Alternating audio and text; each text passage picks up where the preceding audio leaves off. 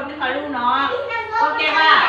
அதுக்கப்புறம் குளிச்சுட்டு அழுக்கெல்லாம் நல்ல ட்ரெஸ்ஸாக போட்டுட்டு தலைக்கெல்லாம் எண்ணெய் வச்சு அழகாக தலை சீவிட்டு பவுடர் அடிச்சுட்டு கொட்டு வச்சுக்கணும்.